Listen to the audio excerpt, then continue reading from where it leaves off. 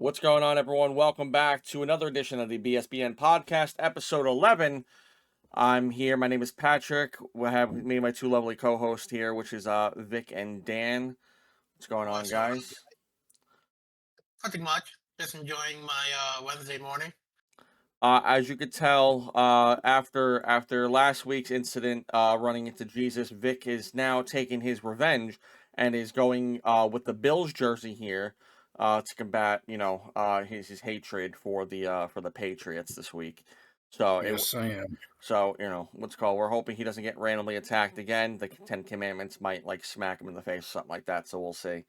But for now, guys, we have a interesting situation here that popped up this week. A lot of shit happening in the NFL this week, and I think the biggest thing that I want to kind of go over right now is the Phillip Rivers signing, who has not played since 2020 for the Indianapolis Colts. Now is going to be a part of their team as the practice squad member. Which, if he does play, I think now because he is signed, it officially does take away his waiting on the Hall of Fame list. Now he has to go Once back he and becomes wait. active on the Yeah, roster. so he has to wait another he'll 5 have years to at wait that another point. 5. Yep. So now we have Phillip Rivers in the conversation. He's not starting yet, but he could by Sunday. It's arguably like everybody's saying that he's going to start Sunday. I think everyone's saying that because they want to see this man come in and win a Super Bowl randomly with the Indianapolis Colts after retiring and coming back, which I discussed this with Vic actually last night, which would be like the greatest story that has ever existed in the NFL, period. There's no greater sports story. I don't care what it is. There's nothing that can compare to that. Would he be the oldest quarterback to ever start a game too at 44? Maybe. I have no idea. I have no idea if he would be. But Brady was 45 playing, wasn't he?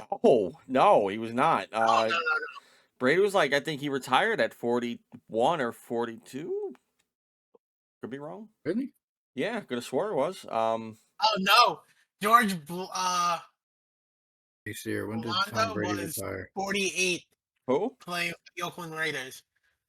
George Blanda, I think. George Blanda. Yeah, he played until he was 48 in 1975. Brady was 45 when he retired, bro. Oh, okay, maybe I'm wrong then. Jeez, he played all the way to 40. Yeah, bro. Oh my god.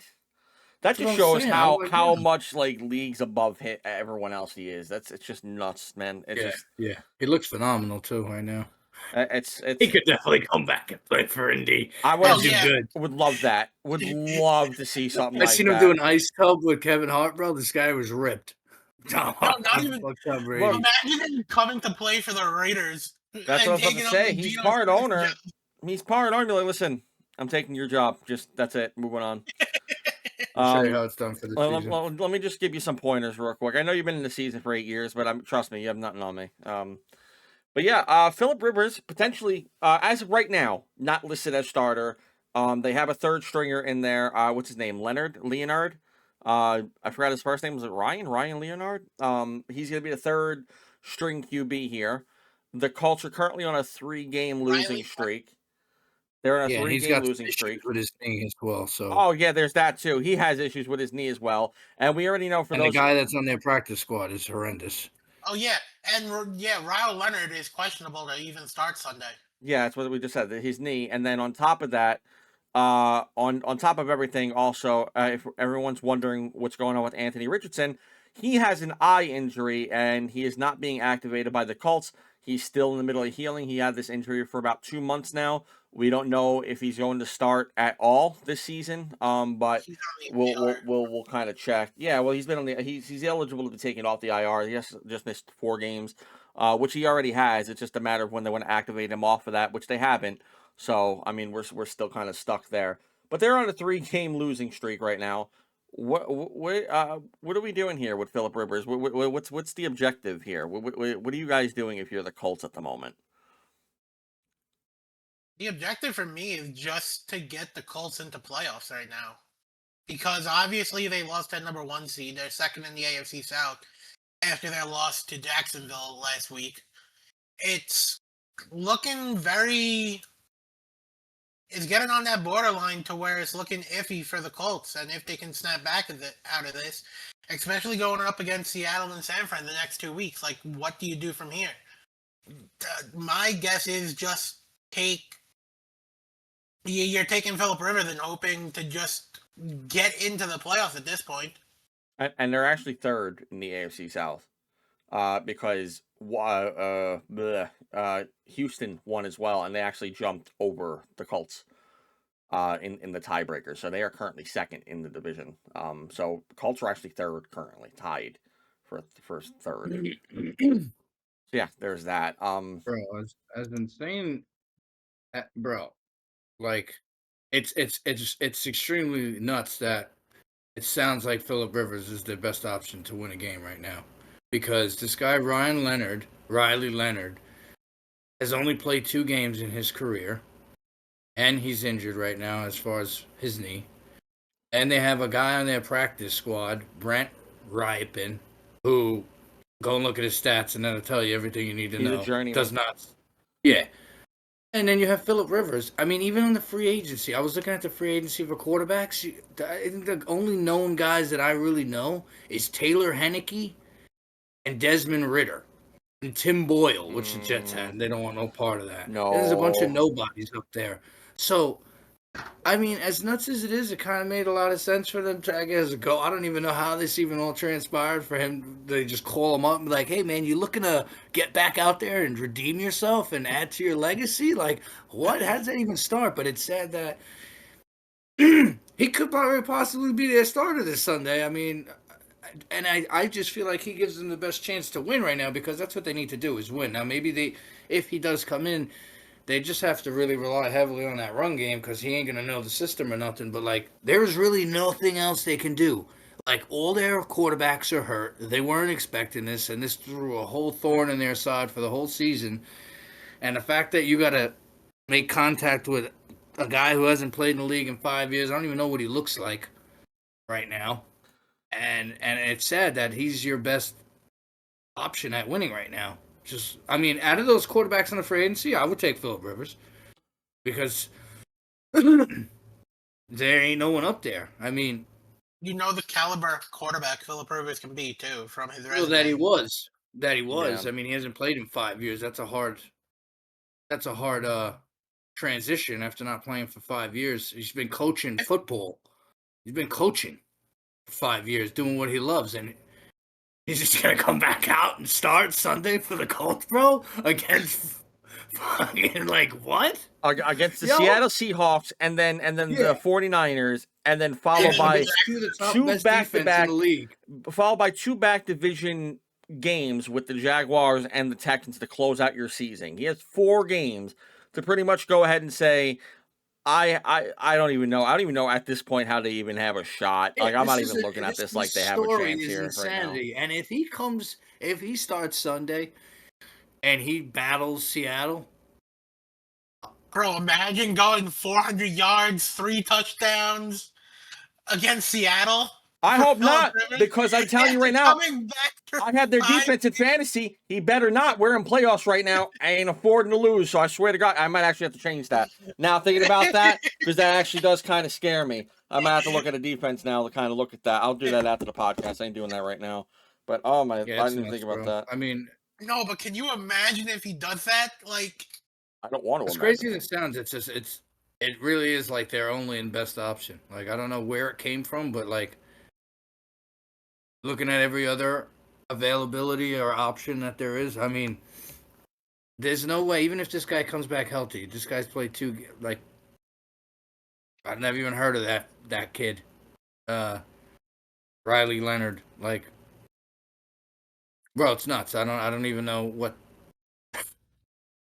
I wish I could, like, know what he's feeling right now. I want to know what that locker room is yo, this is it. This is what I've been waiting for. This is my I've chance. been waiting for this call back up to get that one Super Bowl and knock me into Canton for sure. And then this will be it right here. And then he has to go up against 4 hard teams back to back to back to back. Which at the beginning of the season, if you would have thought, you know, we talked about this extensively throughout the season, because the Colts have been just a wild story to begin with this whole season. I believe, early on, we kind of said this was kind of a lock for them to get this playoff spot pretty early on because the Yeah, they were Jaguars weren't doing 7-2. nothing. Jaguars weren't doing nothing. And then Houston was on, we don't even know what Houston was on for like the first 5 weeks of their season.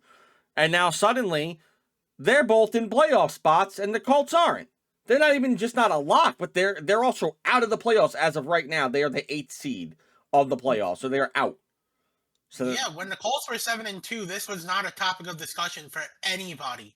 And then, I mean, even when they lost to Pittsburgh, you're looking at these last 5 games for the Colts, and first of all, their first 7 games were pretty dominant scores against the opponents. I mean, yeah, you had the close game against Denver that came down to that call. We all know that. You had the close game against the Rams. But all their other games were mainly blowouts against the teams that they were playing.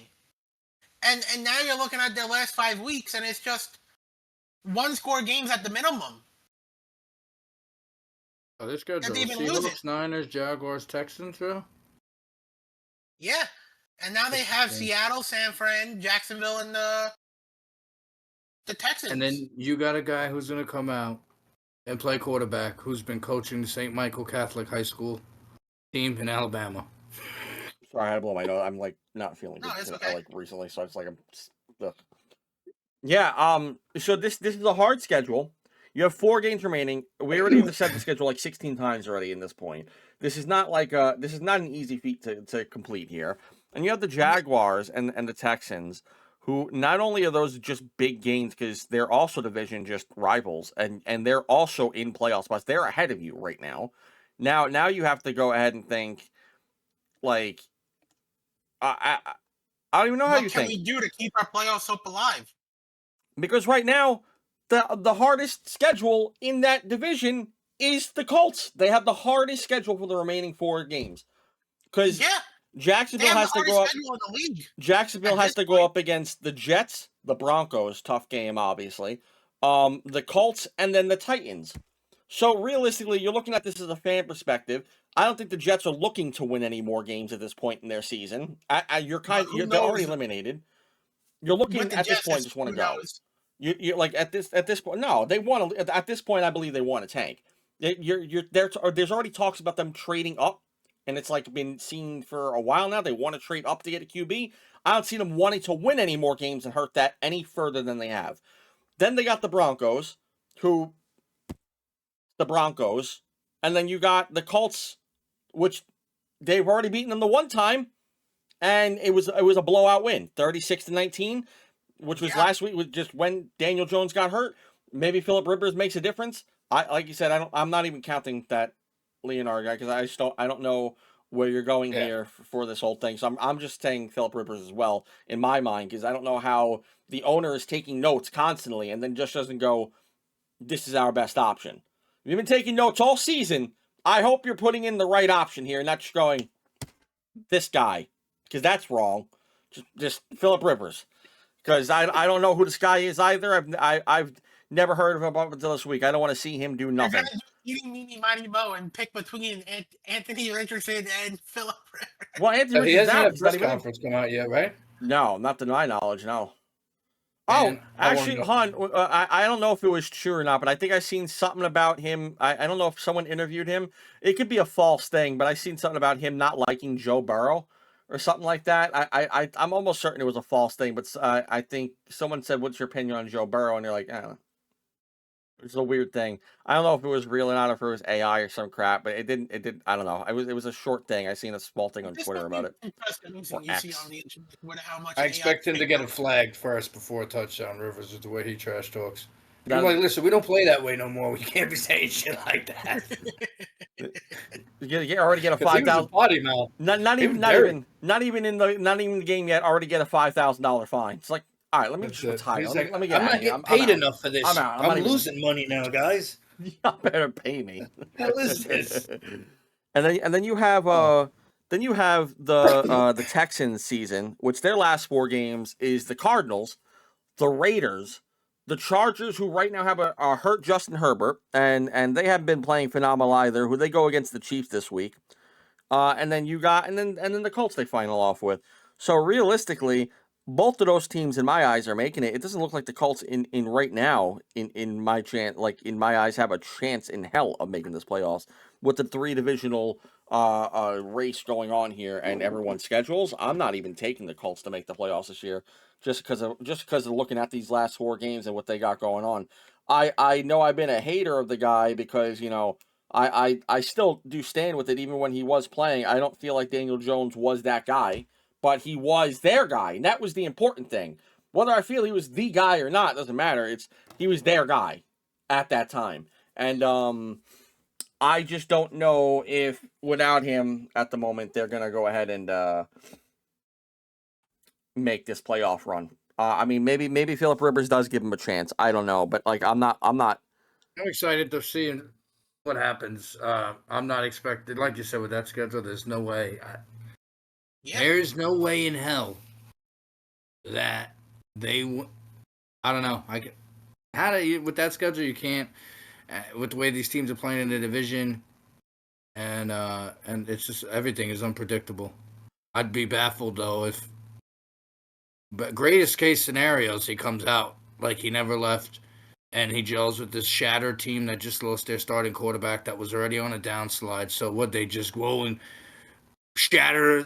Would they try to with the same amount of energy that happened around that injury of the quarterback? They tried to match it. We're like, all right, well, we're just gonna bring in this guy. We'll see what happens.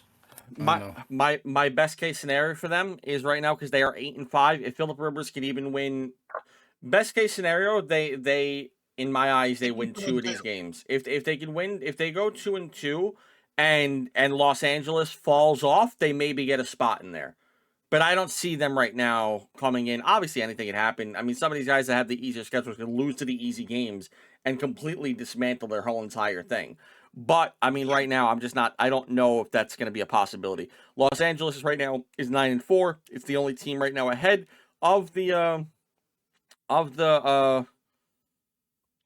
Colts that isn't a part of their own division, but I could see Houston and Jacksonville both making it right now. And then Los Angeles with Herbert being injured, they are going against the Chiefs, who are 6-7. We'll go over them later, but I just don't know if at the moment we're gonna see the Colts make the playoffs this year. Which, if you're a Jets fan, you have to be happy because you got their first round draft pick, and so I mean that's we never wish ill. Yeah, we never wish ill on anything for a player, but that does help. As funny as this sound, you also had Miami at the door too. After the start that the season they had. Yeah, they're 6-7. I mean, I mean, they're again their only chance right now, and realistically, they need a lot of help, and they have to continue to win. A lot. Like they need a lot of help because they're not even just going for because you can't win a division spot. Your only option is the wild card. The last wild card spot right now is 8-5, unless Houston and Los Angeles and every other team ahead of them pretty much fall off from this point on. Yeah, it's hard. They need a miracle. It's hard, and they need to still be perfect. All Miami did for me is just they just ruined their draft stock. That's pretty much all they did for me.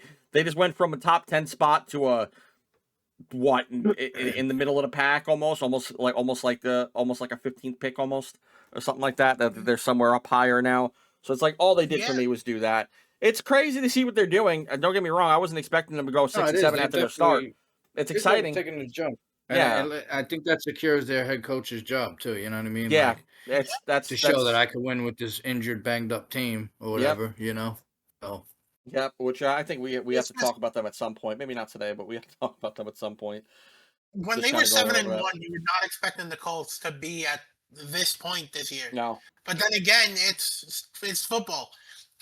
Any game you can deal with injuries or anything could happen, and you see the Colts facing that. And it's just like Jonathan Taylor hasn't been looking like the Jonathan Taylor recently. Like, yeah, okay, he has these outbursts, but he wasn't doing what he was doing earlier in the year. Yeah, that I think it also has to do like how we've talked. I think it's a running theme that we've been talking about this year, which is the passing and the run game open up each other, right? So when you don't have a pass game opening up anything, then the run game's not going to open up. And Jonathan Taylor's been putting the game on his back. Everyone in the league is on watch. Everyone knows they need to go for him. So it's like that offensive line might be good, but there's only so much one man can do before the league just starts going, okay, listen, this guy's a problem. We have to start going up against him, and we have to make sure he doesn't actually get a 92-yard run on us somehow with only 23 yards remaining. I'm not even sure how that even works. So I think they're more on watch of him, less of his play being bad, and then on top of that, you don't have the passing game. Even last week, Daniel Jones playing with a he was playing with an injured fibula at the time, and so even Colts fans were questioning. I've seen it all over social media where Colts fans were even wondering why the hell he played against the Jaguars, because when he had that injury, they should have just kept him out. I don't know how hurt he was or if he looked hurt, but I mean he scored points while he was in the game. So I mean I don't know. I mean, But you yeah. look at that, and then you see Justin Herbert out there with a broken arm, and he's still doing. Yeah, it's not his throwing hand, or what? He has a broken hand, right? His broken left hand. I don't know what it Justin is. Herbert, Maybe I didn't see the full injury for him. and he was playing this past week and did decent against the Eagles. Sure, That game was but mainly defensive games, But what have but I said? But what have I said about Daniel Jones already? You're comparing Justin Herbert, who to me is a way better quarterback than Daniel Jones. Daniel Jones is still at the end of the day, to me, oh no, I'm just not Daniel comparing them. Jones. You know, it's like I'm not comparing them. I'm saying that they both dealt with injuries and they both were playing. yeah. So it's not like you can't say like, oh, and I get fans mad that he played injured, but at the same time, it's like, how many players do you know in the league right now that are battling injuries and playing out there? It's very up in the air. You don't know until the end of the season what your team was actually dealing with. Yeah, I don't know if it's because I think like maybe the fibula is more of like a hindering injury than Linkage. just like a hand, I guess, issue, because maybe they just taped up the hand or whatever. I don't think you're taping up a fibula. But I mean, you know, I just think I just think that, you know, I think I understand why Colts fans would feel that way. I even feel the kind of, even though I love watching him play, I still kind of feel the same way about Dart. Like I honestly at this point I already know what Dart could do. Like, you know, I would have liked Winston to start a little bit more so we could see Winston, but now he's commentating. I'm fine with that. Let him commentate, and we can just watch the gold from there. I And love I'm fine with Winston, that. man. So you know, I'm cool with him. I guess just starting for the rest of the season, just seeing more that we can get. Which he currently leads the tally on rookie quarterbacks that have top touchdowns. He has 18 touchdowns right now in the season. The I next mean, next up is Cam Ward with 10. he would have to be considered for offense rookie of the year, right? Come end of the season. Maybe I could see it just because he's a QB, but I wouldn't be surprised if they gave it to Mbuka. Personally, I think Mbuka is gonna Luca grab has been that. on his slump too recently. Sure, but I mean, like, I still think I don't even know if it's him, like, fully. He did have that one drop pass against the Saints that could have turned the entirety of the game, but that was also Baker Mayfield throwing that up to where he had to jump for that ball, and I feel like he didn't even have to jump for it during that play. But like it just he needed to, I guess, in that situation. So I don't know. But I don't know. I don't know who gets offensive rookie of the year. Maybe we'll revisit that another time. We can kind of like go over that because I actually don't know what the stats are right now for all the rookies right now, especially offensive players and whatnot. I just know that when it comes to defense, Abdul Carter ain't getting that defensive player of the year award. That's all I damn know. Because that man has been not my favorite pick so far, and I was really rooting for him. I drank the pre-draft and the preseason Kool-Aid for him, and not even preseason Kool-Aid. I drank the pre-draft Kool-Aid for him. I mean, even in preseason, he looked okay, but I wanted more out of him this year, and all I saw was pressures, which is cool, but I'm not giving you a participation award. I wanted to see more sacks, and you didn't get them. So, I mean, you know, it just is what it is. I mean, Brian Burns is playing great. Don't get me wrong, but like I would like to see Abdul Carter come up on the other side and also put up that work. But it is what it is. Um, but yeah, all right. I mean, next offer here, real quick. I wanted to, speaking of rookies, I wanted to kind of talk about I this subject in general has pissed me off since watching the game. But I want to talk about the Browns versus the Titans because if you guys haven't seen it already, we had Cam Ward versus Shador Sanders, which before the draft were unanimous, like 1 and 2, pretty much at the QB position that people were going for. Obviously, Shador Sanders fell to the 5th round, and that's still a phenomenon that will be talked about for the ages because I'm just so questioning as to what the hell happened. And then, yeah, that game was just a cluster of bad defense from the Cleveland Browns because they've been a top 5 defense all season long. And then suddenly, against the worst offensive team pretty much in the league, they came out and were like, you know what? We're also going to do bad. And then they just gave up that game. And then the coach I wanted to talk about specifically because I'm actually going to lead off with this here. Should my God, what's his name even? That yes, should he be even the coach next year for this damn for this team? Kevin is just I don't know, Kevin Skanasky, whatever you want to call him. He's just blew my mind with the last play of the game being a 2-point conversion that all you needed was to tie this game up. The score was 31-29. Shador Sanders just came out and gave you a performance of a lifetime for that last drive. Has been playing great all game. He a little over 50%, threw 42 times. Hell of a lot better than Dylan Gabriel, who threw 57 times that one damn time and didn't get anything. He had like 100 yards on 54 throws. Don't want to hear it. This kid just threw 350 yards, 4 touchdowns, 360. 300 whatever, and then gave you the very last touchdown of your thing, and you went, all right, we need 2 points to tie this game. Wildcat formation. What? Wildcat formation. You took this kid out to throw a direct snap to your running back? Like, what is going on through your mind? Like, what was the point of that? Kevin, I'm talking directly to you. You're never going to see this. But what the hell are you doing? I hope they fire him, like, while he's sleeping. I want them to wake him up at 3 a.m. and go, hey, listen, it's not us, it's you. You're fired. And then they just fire him. I don't care at this point. He needs to go. He can't be here next season. I don't want to see him here in the off season. Just week 18, if you want to do it, whatever. Give him the boot. Get the hell out of here. Never get another coaching job again for the rest of your life. Because I'm sorry, terrible. No matter how you feel about Shador, that was terrible. Because at that point, that game you're watching Shador and you're going, oh, it's just the Titans. Oh, it's just the Raiders. That's who he's playing up against. He could have played against these other tougher teams, but the coach didn't want to start him. What is he supposed to do about that? Coach, only put me in against the Patriots. I can't go against this lowly team. It's going to make me look bad if I win. So just put me in against the Patriots, and that's it. Are you dumb? Are the fans dumb? Is the coach dumb? I think everyone's dumb at this freaking point. It doesn't make much sense to me how everyone's still on this guy and saying, he sucks. Why?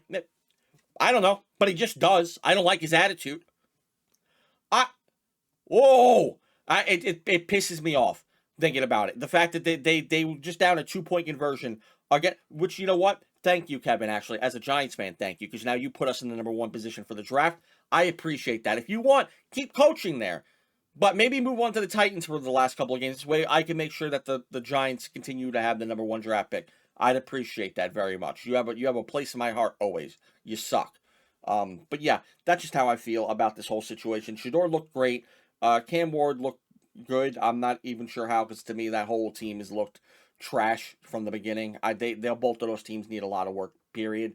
But just the coaching decisions they're made throughout this whole season, and then just continuing and just going 2-point conversion. I don't know what the owner's thinking, how he's not fired already. Dayball got fired. If Dayball can get fired, he can get fired. Why is he still here?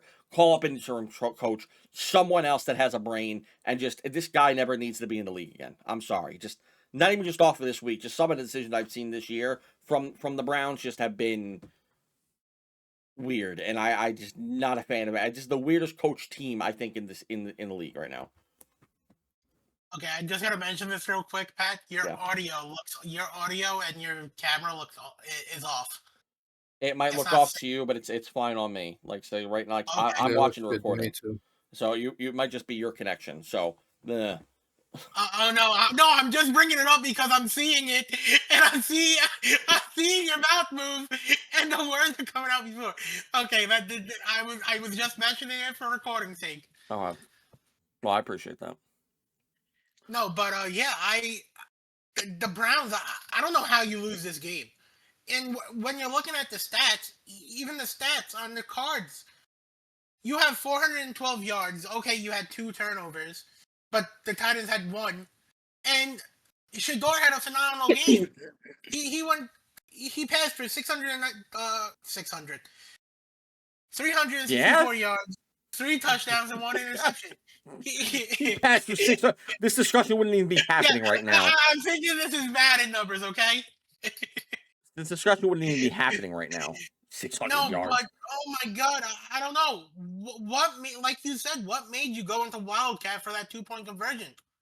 Like you saw your quarterback actually producing for you and putting you in positions to actually win a game, and you just say, "Oh, I'm taking you out at the last play and putting this all in my hands now," and making the most horrendous play calling ever to run a Wildcat for a 2 point conversion.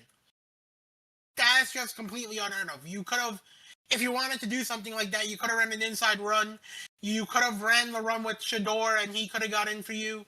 I mean, what a 2 point conversion is 10 yards or not Yeah. even. No, not even. I think it's got to be It's like like 5 yards, right? something like that. It's a little out, not too much though. You run an out route to a quarterback or a wide receiver. You have a ton of play callings, and you chose to do a wild card and let this game slip out of your fingertips. I don't know. But I agree. I think the coach is definitely the problem for this team because of everything. You had this whole quarterback controversy all year, and Shador is looking like your guy going into next year. I don't think you need to focus on drafting a quarterback with how Shador has been looking recently. I don't know. The Browns are just a whole debacle of a franchise, in my opinion. Essentially. They seem to have a QB now, and they can't get anything right. Period. It looks like for the Browns in recent years. Yeah, I didn't see the play. I mean, it feels like one of those WTF moments in coaching that comes through the eras, like when Pete Carroll decided to pass it on the goal line instead of give it to Mr. Skittles for the touchdown to win the Super Bowl. You know what I mean? That's Skittles. like one of those moments. Now, obviously, it's not the same weight. It's not a Super Bowl game, but it's just like I feel like unless analytics told him like you have to do this Wildcat, it's gonna work, and he was like, yeah, all right, and blames it on the analytics. But like, it's just one of those WTF moments. Like, what the hell? And I think this was a game a lot of people wanted to see because you got to see Cam Ward and Shador Sanders, the two most talked about guys in the draft that landed in totally different spots. They finally got to play each other. Both their teams struggling and looking poor. And Ward got outplayed by Sanders. That's what you saw. Okay, Ward had the help of Tony Pollard running for 161 yards to sustain those drives. You take away that, you're looking at a completely different game. Yeah, he had 2 touchdowns, but like Shador sustained those drives in that game. And granted, if you would have given the 2-point conversion at the end, maybe he ties the game. But they were piss poor in running the game, Cleveland. And I know because I had Judkins on fantasy, and you screwed me, buddy. So thank you for that. But yeah, they didn't even have 50 yards on the ground. So what do they have? Yeah, maybe a little over 60 yards, 65 yards rushing, and 30 of those were Shador's. You know what I mean? So it looked good, and I think what you see from his progress, definitely as he continues to play, it's 2 weaker team. Just starting to see him gel a little bit more with the wide receivers and get a little comfortable. He actually caught a ball for him. Mm-hmm. Yeah. Yeah. What a shock. It's just it's a tough loss, but I mean, looking at it at a QB standpoint, like he definitely outplayed Ward Granted, he's probably got a couple more weapons on that team than Ward, but that's football. There's no excuses. You got to make do with what you got. And there's some games where Shador and the Browns are going to play a way better team, and if he's able to be consistent in making his guys look good and himself look good, then you got someone viable at the quarterback position that can ball out. I don't think this is a clear statement that he's a better quarterback than Ward, but he bested Ward. You know what I mean? In a QB standoff there, but Ward got the win. Off of a coaching decision, most likely. Who knows what happens if it gets tied? It goes to overtime.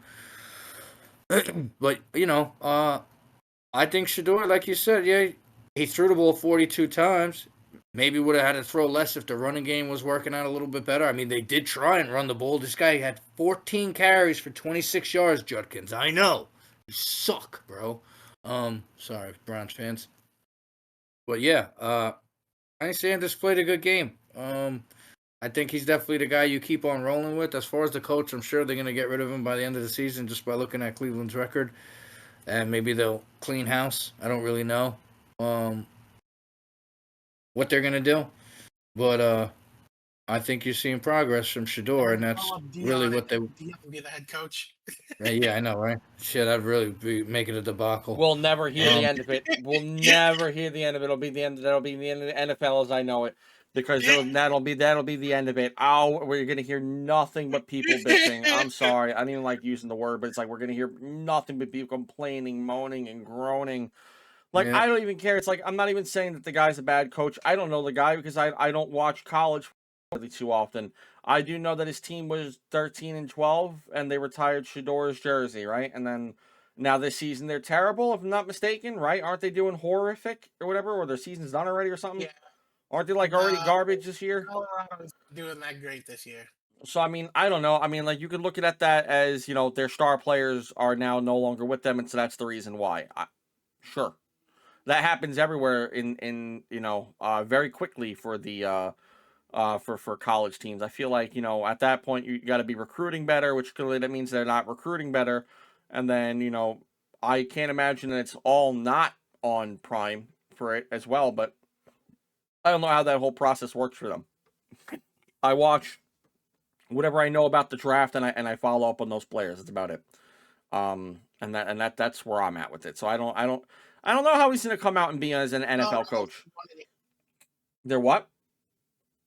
8 this year. 1-8. Okay, aren't they also in a terrible division? They're in the Big 12.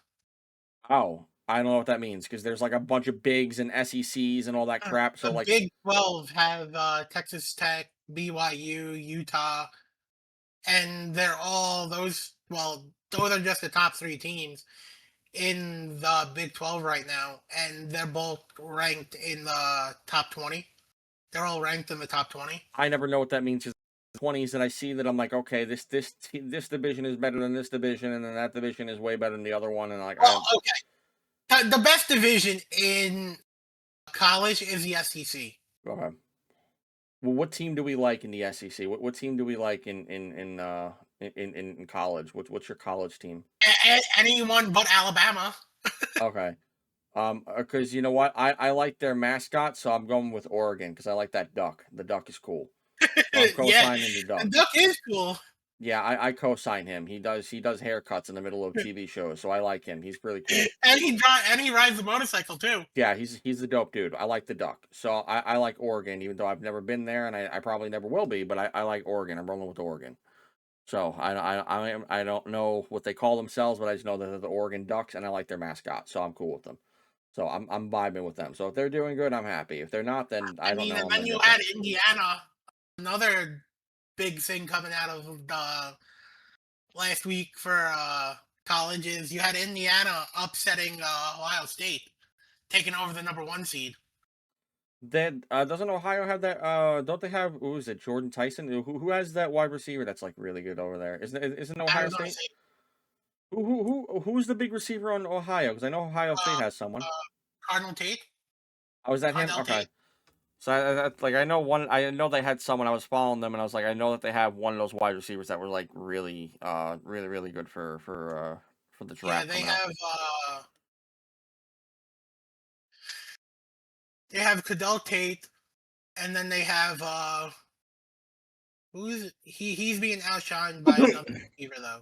Jeremiah Smith is outshining him this year. Okay.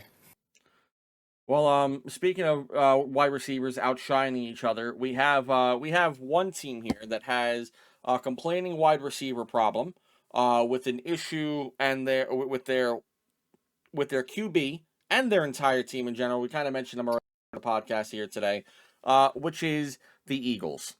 The Eagles just went up against the Chargers this past weekend and lost again for their third loss in a row. In this time, AJ Brown has had the most receptions that he's had all season in this 3-game span, and they lost every single one of those games. 100 yards all 3 weeks too. And Devonta Smith has not had nearly as much, and now they're losing. And also Saquon Barkley had a good game, I think, as well, and they also just lost. So I mean, His best game of the year. so it's like, what is going on with the Eagles? What's their issue? What's their main lying issues here in your eyes? And they're now still first in their division, but thankfully they caught a break with Dallas losing, so they don't have to really worry about that too much yet. I mean, they still have to go up against Dallas. Still has to go up for the rest of their season, but they're currently 8-5 on a 3-game loss streak. What's going on with Philly? What's their issue? Is it a defensive issue? Is it an offensive issue? Is it specific players on the offense? Is it play calling? What is it? What is going on with them? They are losing 3 games in a row. Both Super Bowl teams right now are on thin ice. The Eagles, I don't know what's really going on with them. I mean, their defense looked great, but if you really want to compare defenses, you had the Chargers defense getting 4 interceptions off of Jalen Hurts, who had all 5 turnovers, who fumbled the ball and had 4 interceptions. So I don't know if this is an offense issue or a defense issue. I think this is a locker room issue. And we heard Jason and Kelsey talk about this because during that time when the Eagles were, what was their record? I think they were undefeated, and then they went on that hard loss streak that almost got them out of the playoffs. He said it was a locker room issue. I think this is you're looking at another year with the Eagles where it's the locker room. It's the players in the locker room are not on the same page. And you're seeing it, especially in the last 3 weeks, you're seeing it play out. Oh, bless you, Vic. It was a cough, but thank you. Oh, it sounded like a sneeze. Man, you were all messed up on this recording stuff. No, everyone does it. Everyone does it to me, and I'm like, it's a cough, but thanks. Anyway, bless you, Vic. Me clear my voice. Yeah. No, but I think the whole AJ Brown thing at the beginning of the year definitely carried over into this half of the year. And you're seeing it because AJ Brown's producing now. I mean, he's had 100-yard receiving both in all 3 of their losses. And it's just the Eagles are on a very downhill slump right now. And I don't know what the hell is going on with them. It's very hard to see that the Eagles being in this position with the team that they have, but here we are talking about it. Yeah. This I don't know if it's a locker room issue like Dan's saying. Could be. I actually just took their defense in fantasy, and I'm going to actually change that right now because they are, as a team, they are just in the back half of every statistic in the league, man. Like, they're just, it could be to their 3-game slide that they're taking, but there's no, like, sense of urgency to win these games with them. You know, there's nothing that they're like this is a totally, completely different team. It looks different than it did last season. You know, you knew that they could run the ball last year well, and they can sustain drives and maintain the ball, and they're not doing any of that this year. You know what I mean? Like, they're not known for anything. A lot of issues with running the ball, who's getting the ball, this guy passing the ball, turnovers, like nothing's going right for them. There's no momentum for them, which is scary for Eagles fans because it's like you said, Dallas is right behind them, and they've just been losing games, but nothing about their play has like any inclination of like light, of like, all right, well, at least we got this, we can work on this. Like they're literally just piss poor in everything that they're doing right now. And if you're turning the ball over and you're not even playing good enough football in one stat, like, we can run the ball, we can lean on that, or we can pass the ball. Like they don't have any of that, and I don't know if they're just trying to find a focal point of where they can play good ball and stay there. I mean, then you got the Raiders, Commanders, Bills, and Commanders again. Like the way they're playing, like they need to win. They need to win. They're gonna win at least 2 of these games here, probably 3. Just to kind of solidify I mean, yourself. yeah, you know what I mean, and to try and build some momentum to go into the playoffs if you even make the playoffs. But like, you're playing the Raiders, Commanders twice, like. And Jaden Daniels is These are hurt games, again. yeah, these are games that you should be like, oh, Philly should win. I mean, the Commanders are a weak team. And I'm like, I don't even know if they could win. Just looking at the way they've been losing these games, and the way their teams look, like there's no energy. You know what I mean? Like, they ain't putting up much points. Dallas looks like a better team right now than Philly does. The record doesn't show it, but like Dallas is working on something there. There's still energy. I feel like there's more life in the Dallas Cowboys team to make a surge and take first place than the Eagles. There's like more to build off of there, that momentum and that energy. So I don't know. They need to look inward. Like Dan was saying, it could be a locker room issue. It's the only thing that I'm guessing it can be. But their play has not matched nowhere near where it was last year. They're not sustaining at like a top tier. They're not noticed for anything in the league, like their running or their passing or their defense. Like, yeah, they started out pretty damn good, and then as the season continued to progress, they started to lose themselves. Because I remember they started out heavy, then they had that game against the Rams, and everyone was like, all right, Hurts can throw the ball, and they started passing the ball, and then it's kind of like from there they kind of, I don't know, they just trying to please everybody, I guess, and in doing so, like taking away your identity of what your football team is. So, I don't know what's gonna happen with the Eagles. They need to look inward in that locker room, and they need to be like, oh, listen, this is our brand of football, and this is what we need to play to win games because we're that close from losing our spot of holding the division. And if you go into the playoffs with this kind of energy, even if this kind of mentality and no identity, they're gonna get booted out quick. I think same thing here for me. It's a locker room issue. And I am gonna kind of solo here, because I do think personally for me, I don't like the way that AJ Brown's had an attitude. I really don't, because I understand that you're maybe not happy with your performance, but I also think that, as a lot of fans have pointed out, for him, his route running has never been the greatest for them this season. It kind of just feels like he gives up halfway through a play. I could be wrong. He's a professional wide receiver. I'm not. But I could just say that the fact that you're throwing so much attitude here at your team when your team is winning. Now you're losing, and now it's what, everyone else's fault that your guys are losing or whatnot. Like, I don't know if it's a Phillip Rivers, not Phil. Oh God, I don't know if it's I'm still stuck on the subject. I don't know if it's a Jalen Hurts issue, or if it's an AJ issue. I just know that they I don't really I I don't like the attitude. Like the constant complaining about it. Like, if you're gonna do that, do it in private, not on live streams and whatnot.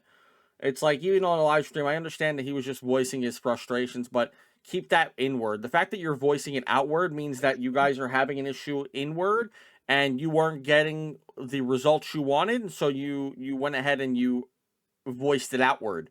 And I don't like the way you do that when it comes to this situation, because I feel like it's costing your team, even if it's not a direct result of you. Yeah, you got 100 yards. Congrats. That's very happy you did that for the first time this season. It's very, very good for you. But I mean, they went ahead and they went against a tough stretching teams. Granted, they beat the Packers barely. They beat the Lions. Barely. Those are both defensive wins, by the way. Those weren't offensive wins. Those were defensive wins, because that was 10-7 and then 16-9. I mean, realistically, without your defense there, those games could easily be blowouts. You're not even scoring over 20 points a game at that point, and that's an issue in the NFL when you're not getting 20 points a game, because it's like, it's a tough game. And the Packers are good. They're a good team. They're 10-7, but they've also struggled on defense as well, here and there as well. And same thing with the Lions. Lions have been kind of iffy this year with the defense, in my opinion. So for them to, for you to just kind of grab 16 points against them and then call it a day and then go, hey, which I don't even think at that point you were doing anything for your team. I could be absolutely wrong here. Like, who had the best? AJ Brown, you had 49 yards on 7 receptions, and you complained about that.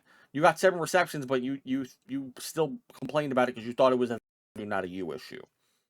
I don't know. So for me, I'm looking at games like this, and I'm like, it's an offensive issue in my mind. I think the defense has played great, even with them letting up, 24, 24, and 22 points in the last 3 games. That has to do a lot with the offense is not clicking on the other end of the ball either. Because again, even in these 2 losses, besides the worst defensive team in the league, or one of, being the Cowboys, you managed to score 21 points or less. That's no bueno. I don't like that. It's not good. So for me, you're coming out with this team, and I'm just not liking the way the offense is playing, and I think AJ Brown's mentality has to do a lot with it. You can call me out for that if you'd like, for anyone, but like that's where I'm at right now with the Eagles. But yeah, I do think playoff time they have Raiders and the Commanders twice. I think they should win all 3 of those games. They should realistically go 3-1 in this next 4, and they should be able to win out a playoff spot. In my eyes, I think Dallas could really be eliminated, like by the end of like this week, if they don't win their game and Philadelphia wins theirs. In my eyes, they could easily be that way, but who knows? It's a wild time in football. Dallas scheduled Minnesota, Los Angeles, the Chargers, the Commanders, and then the Giants. What? Dallas' schedule is the Vikings, Chargers, Commanders, Giants. Oh, it sounded like you named like 6 teams. Like, how the hell did you name 6 teams here? That would confuse the hell out of me just now. Yeah, and that's also like they have an easier schedule as well. I mean, besides the Chargers, but I mean that's whole. And they're at home for 2 of them. They're away for the last 2, but they're away division rivals who aren't really right now playing their best games. So I mean, who knows? The Giants, who knows? You never know. With Jackson Dart, it's always a wild card because this guy plays great football, and then the defense just doesn't do anything. So you just never know.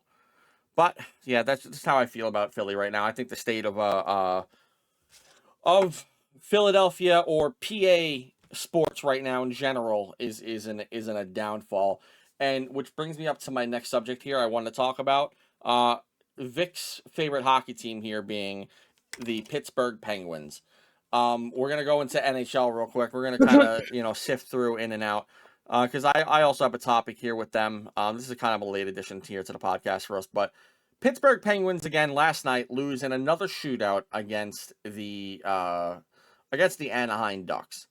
They go into the game 3-3. They've been doing this a lot where I feel like these games end up in ties. They go to overtime. They dominate the overtime. They can't score, and then they go ahead and go to a shootout, and they lose. And from what I'm watching from this team, I watched last night's shootout as well.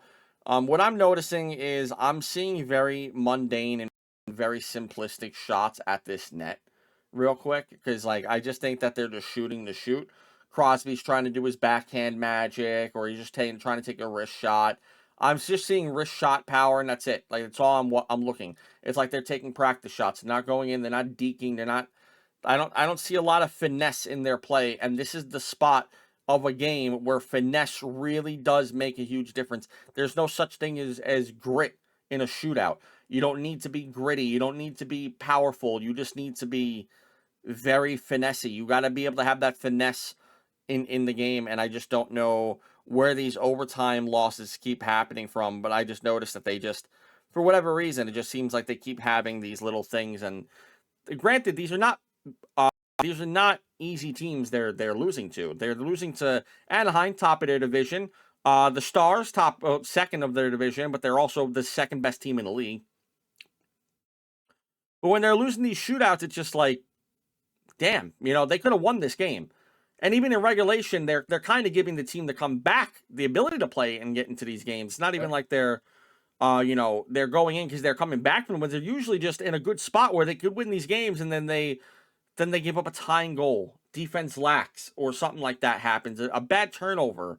And then they just end up going to overtime, and then they don't win in overtime after playing good in overtime. I don't mind their overtime play for the most part.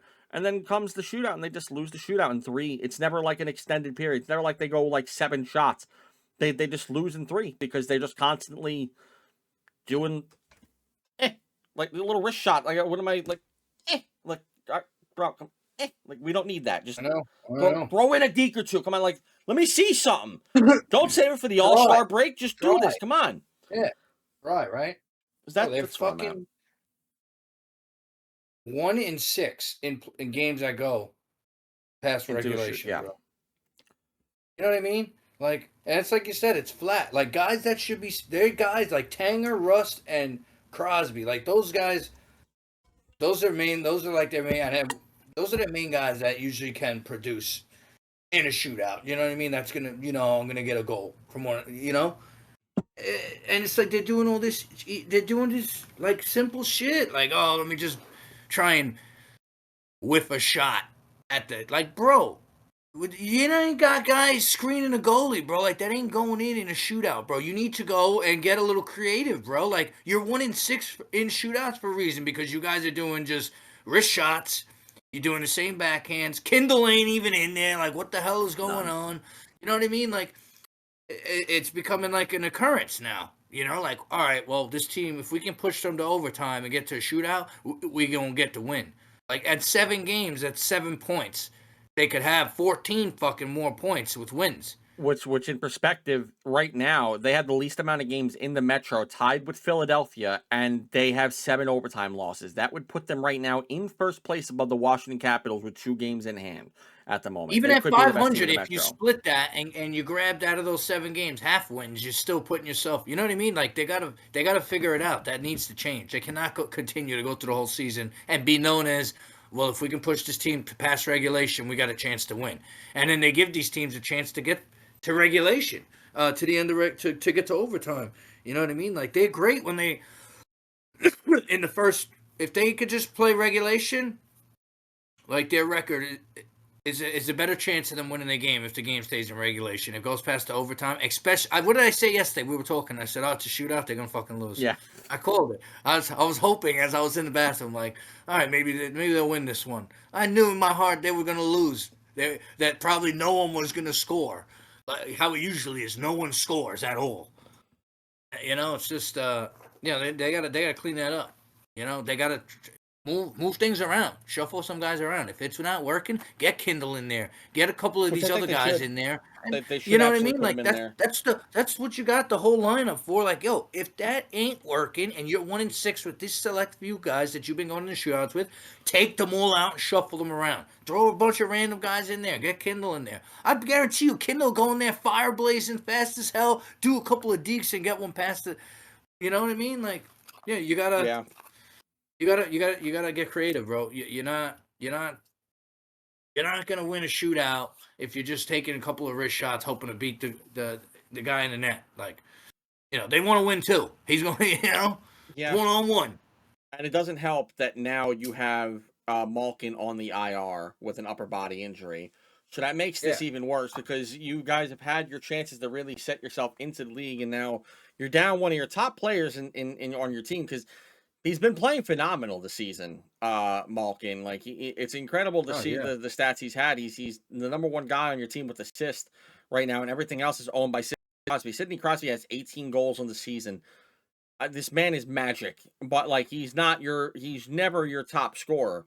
And now, it's like there needs to be more firepower, because you got to have something up here that's like, hey, I need some help. This man is a veteran. This man is not a new kid on the block. He needs some help here. Rookie Ben Kindle has 7 goals. That's good for a rookie right now, I'm not complaining about that. 25 games played, he has 10 points in the season. Would like to see more points, but he's also getting, it looks like, third line minutes, playing at Yeah, I was 15 gonna minutes say a he could be game. getting more minutes too, bro. Like especially with Raquel still being out, like you can Yeah, shuffle him in. Like he produces, bro. When he's on the ice, he's really exciting to watch, bro. Because he hustles, bro. He gets in there and he plays. I like him a lot. Since you noted him out to me, I didn't know who he was coming in, but that dude can play. Like he's the kind of guy that can spark a lineup if you throw him in there he's oddly and get things going. oddly enough, he's who I would have wanted the Rangers to take with their draft pick, but the Penguins got him because of the trade that the Rangers had made. So they ended up getting Ben Kendall, which really for me sucked, but that would have been my pick that I wanted. And of course, with the Rangers draft pick, the Pittsburgh Penguins pick him up. So you're welcome. And then also He's playing again, under thank the you, Drury, for that. he Appreciate you. couldn't be playing under the more right guy too. You know what I mean? So, Malkin and Crosby. He's learning from two guys that have been doing this a long time, Two and Sid absolute just greats in being the league. Sid. You know, this kid's gonna, and you're seeing it in his play. It's leveling up as he continues to play and as he continues to get minutes. You know what I mean? Like And I think it's the they same gotta thing. It's just like how when Crosby got into the league, he was mentored by Mario Lemieux. That's like there's Lemieux. no better person Yeah, to get any type of advice from. And now you have coming in and teaching people too. You just got to hope the draft class is just as good for him as it was, when he got into the league. Because, like Lemieux and you and gotta put Yager your and whatnot faith all in had this him. kid too. Like when Lemieux was there, Sid was still out there doing his thing, bro. He was learning, but they were giving him his time, and he was Yeah, producing, bro. Same thing with Kindle. Like, look, he's playing these third line minutes, but throw him in on the second line. Malkin's out. Get him in on that second line a little bit more. Get him some more minutes. You gotta, get him in there. Let him get his feet wet, bro. Let him play with Crosby, bro. Like, mix it up. I mean, yeah, things are working, but and especially like in the shootouts, bro. Like, get this kid in there. Like, he's young, bro. Like he's hungry. You know what I mean? Like he's really hungry, that dude. He wants to play and he's yeah. learning from these greats. You gotta let him play. Just let him play because he's exciting to watch play. When he goes in there, there's production in his limited minutes that he gets. There's production on both sides of the ice. And then really quick, speaking of NHL rookies, because there's guys on the talk about them real quick. Because the Rangers, I'm not going to talk NHL without talking about the Rangers real quick. They lost their last two in a row, both to Vegas and Dallas Oh, Stars. Yes, it was Dallas. No, Colorado. They beat Dallas. Duh. Never mind. yes, Um, 3-2 against Colorado. yeah. What's it called? They lose against Colorado in overtime. Nathan McKinnon, looking like Nathan McKinnon as usual. But Uh, the rookies have, we have to talk about that. yeah, but there's some rookies here on this team that I really want to see come out in the next couple of years, and I really hope that. Which, by the way, Rempe is back. He's back in practice. He's not playing yet, but he's in practice in no contact jerseys.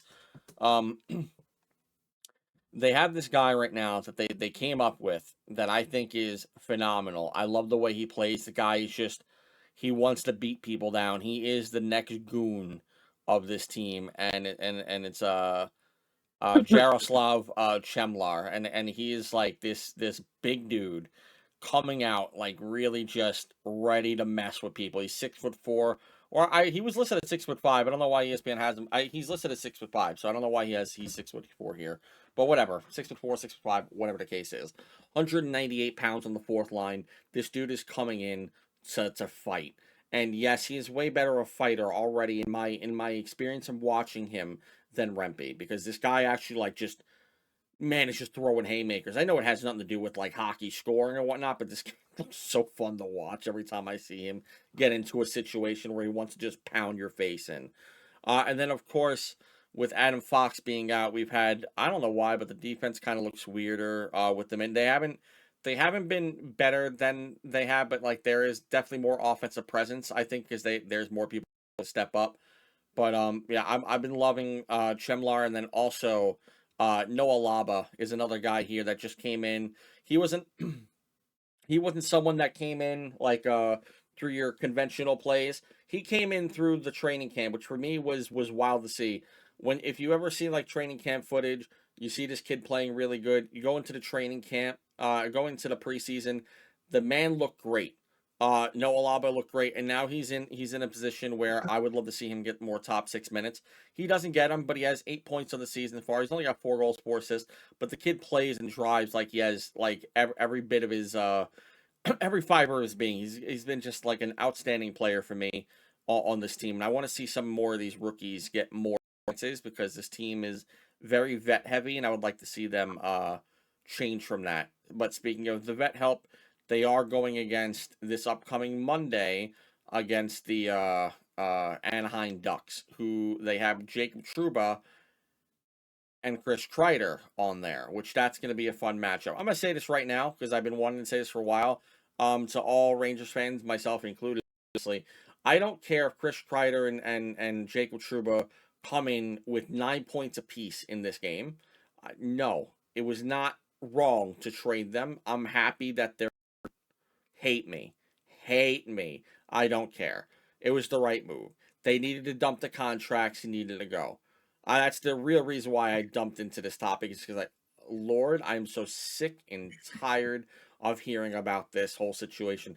I loved Kreider, but him being a first lineman is just not in the cards for me. He's great on the special teams units.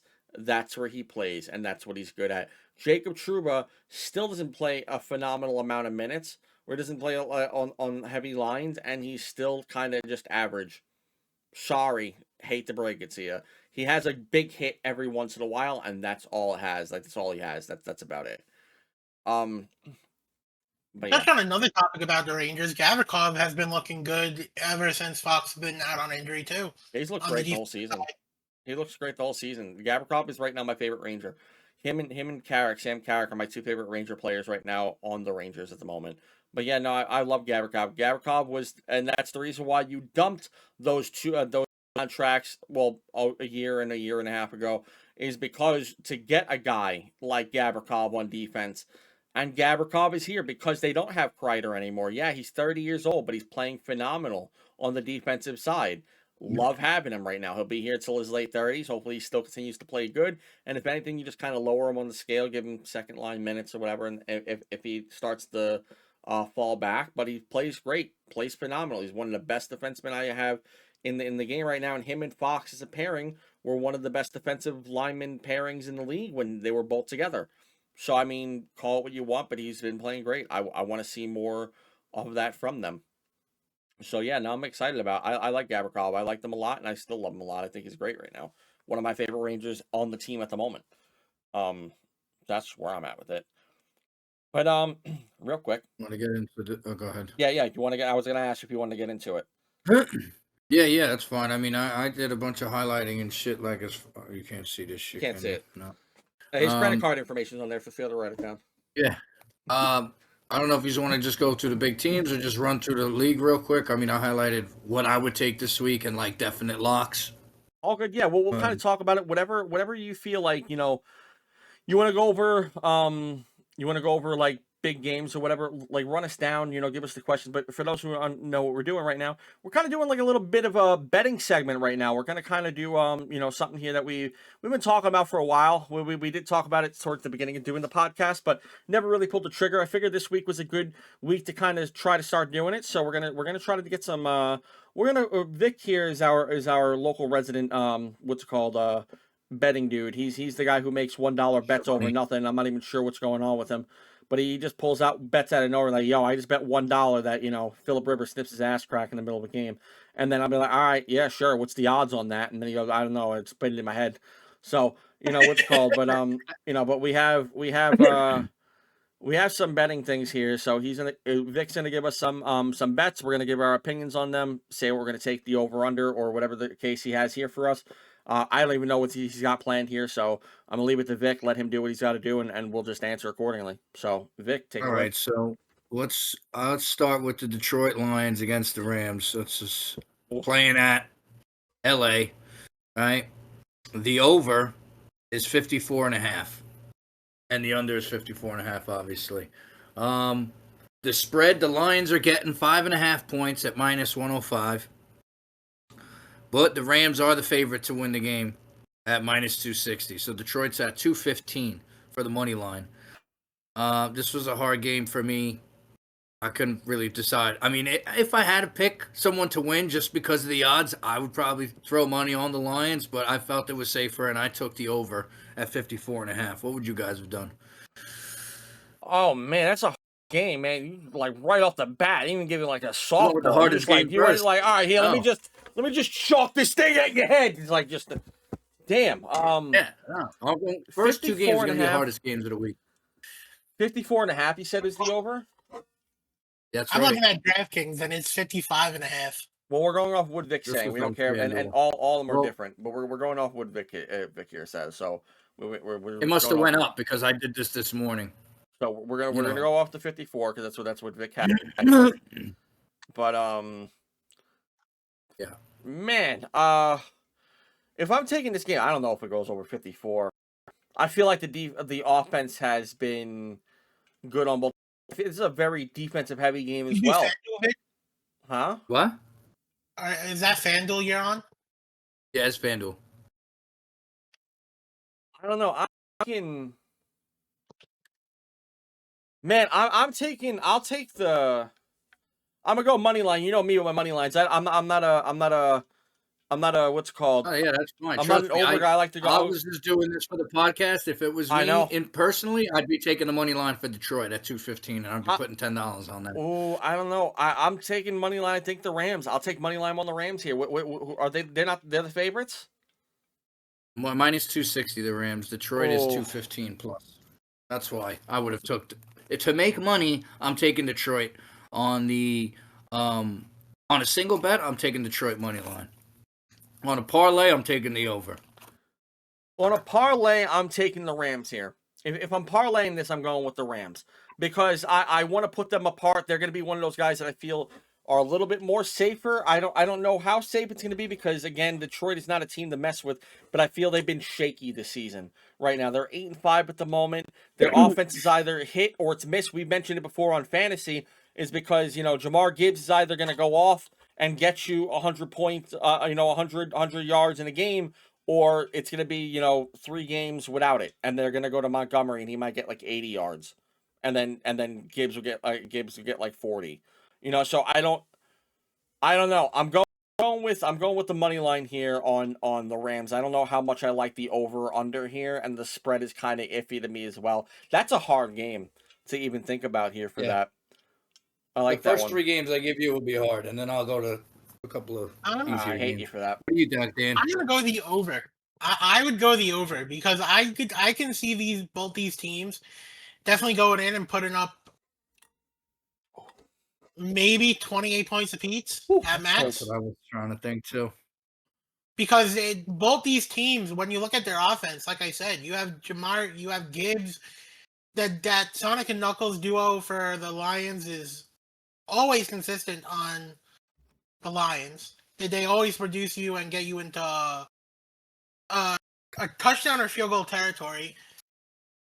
And the Rams, when you have Stafford has been looking like the clear MVP of the year, and Devontae and Nakua, yeah, okay, I get the recent Nakua stuff in the news recently on social media with the locker room video and everything, but I still think Puka's going to be there, one of his guys, and I can see both these offenses putting up 28 points apiece. Well, me and Dan got the overs, and Pat's taking money line on the Rams. I'm being a little. That is definitely iffy to touch because if both these teams do what they both can do, I can see this being a field goal game. If I had to go I money would go line, under the 5.5. if I had to go money line, if I had to go over or under with you guys, I'm taking the under on this one. I'm taking your defensive game personally, and I think it's either gonna be a one-sided defensive game or it's gonna be both teams are gonna be really defensive. I don't know if both teams are getting 28 points. I could see maybe the Rams. I don't know about the Lions right now getting 8 points on this team. I just personally, Well, I just think they've been this is too if inconsistent. this is your opinion on if you were putting money on a game, what you were going with. Yeah, So I'd if go you with put money on a game, you're gonna go under. money line on the Rams, I'd right? go with the under, and I'd go with the money line on the Rams. I'm seeing right now the popular five leg same game parlays, and this is a parlay that I actually like. Anytime touchdown for Amar St.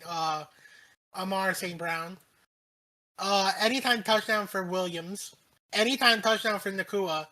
Anytime touchdown for Adams, and anytime touchdown for Gibbs. I'm not taking that. I think there's I'm too not much either for that. because Gibbs is so damn iffy Yep. because he gives you a 50-point fantasy game and then he goes cold for the next 2 weeks and So, Montgomery like, goes I'm not, off. and the Rams That's are a the very good curveball in defensive that team. bet.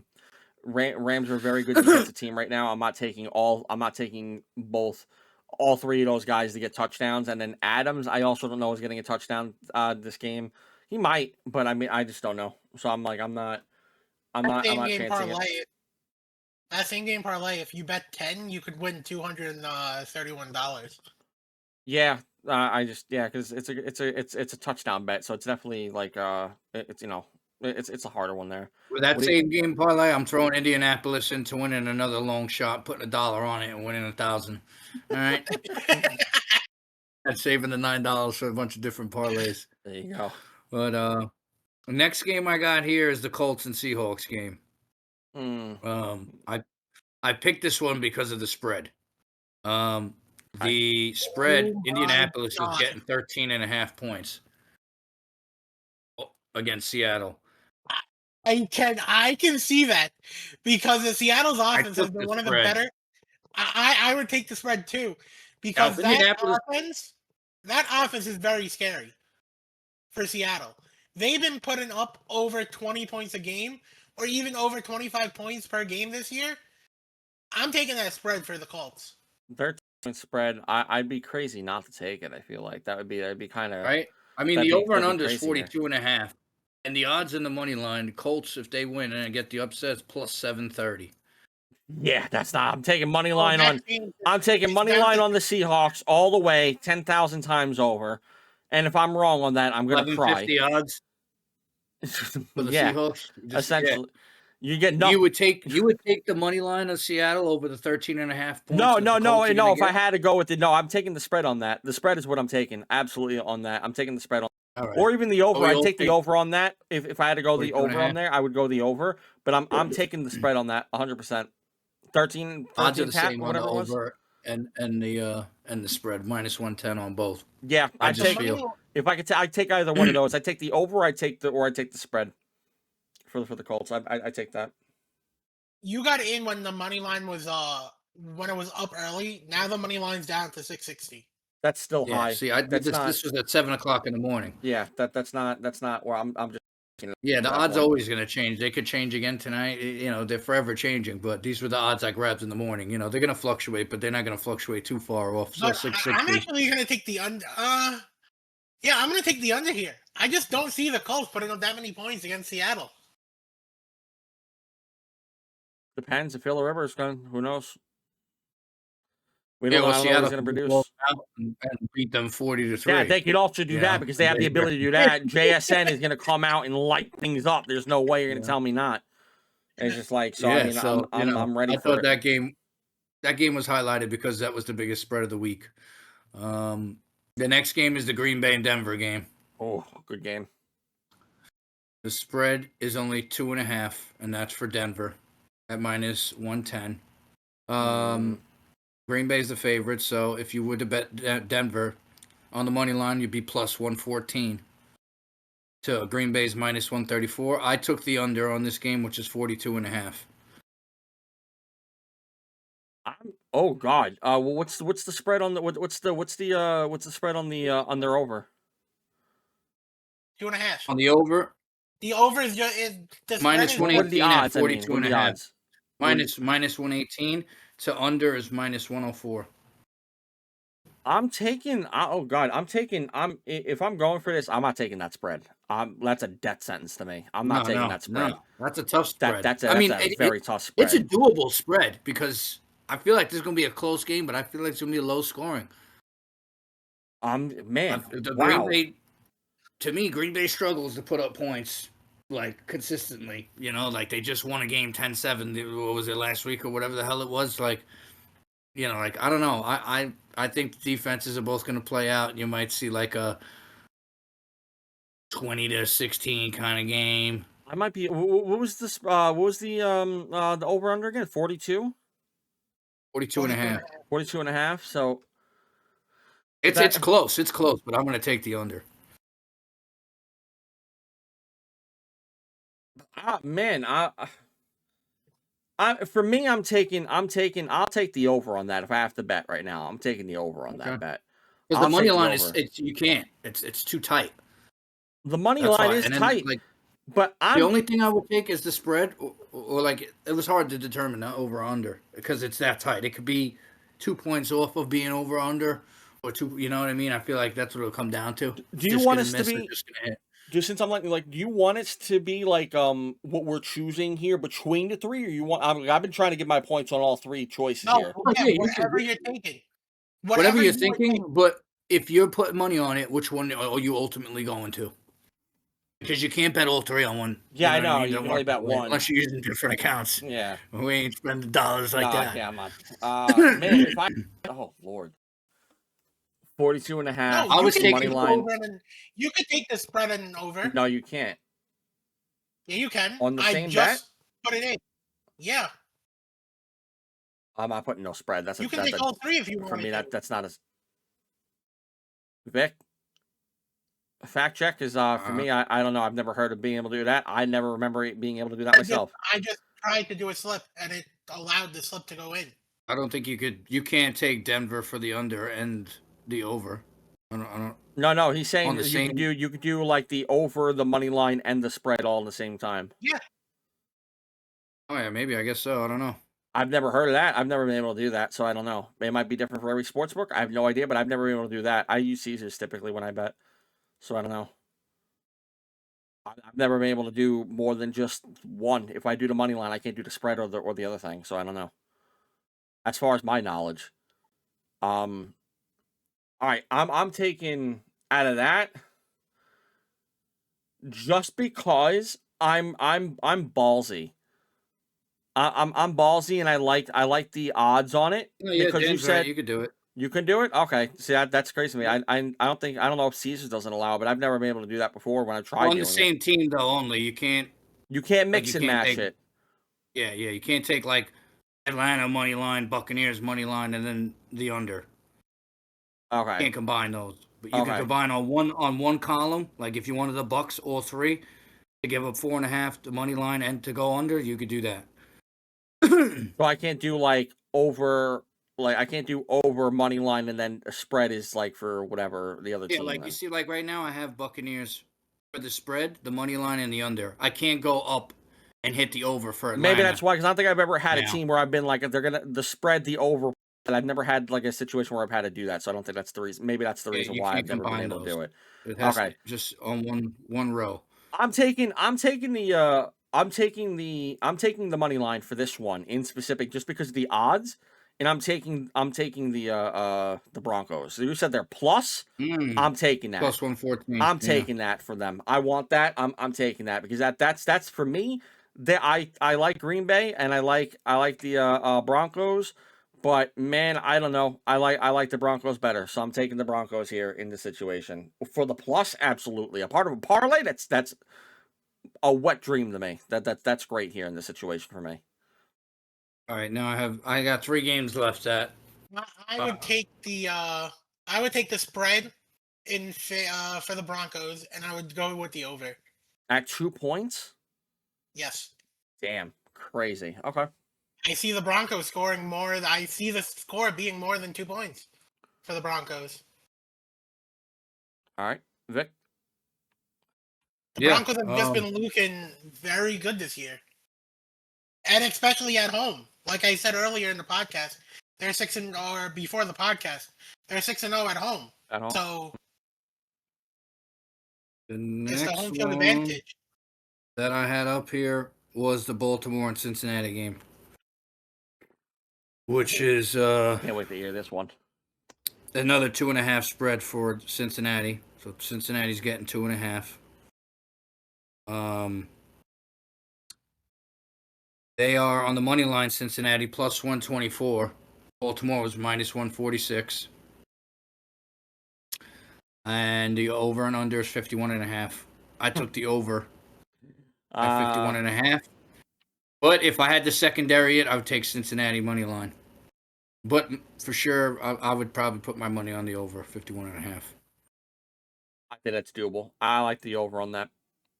I like the over. I like the money line, and then just because I think that Baltimore has also been shaky. I don't know what the Cincinnati's doing, but I mean, I'll take Cincinnati on the money line as well, just because they already beat them once. I'll take 54. I'll take the 51 points though on the over. If I have to go on it, I'll take that.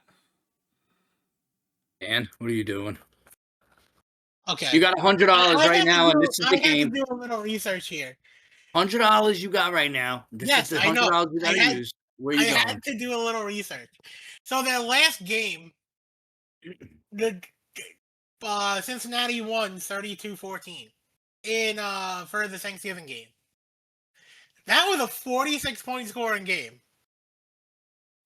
That would be under this spread. Yeah. And if I'm doing this, yes, the spread is very high. I'm going with the under on the spread, and the spread isn't high on the Cincinnati game. I'm taking the under. The odds. For, oh. And I'm taking the spread in favor of Cincinnati. And you're taking the under? Yeah. Okay. Under 51.5. All right. Just because based off last game, I don't see the score getting as high. I think Baltimore's want to try to redeem themselves this time, so that's why I have the over. I just see two shit defenses, and I'm just going to feel like I'm going to see two offenses go off, and it's going to be like a 31-28. That's why I'm debating if I should leave Chase Brown in. I'm debating if I should leave him in fantasy just because of that. I don't know what I want to do here. Even this, I really wouldn't touch any of the game lines. I would mainly look for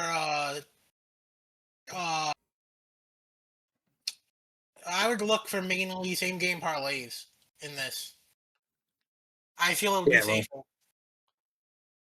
I'm putting 2 of my coins up on this spread. There you go.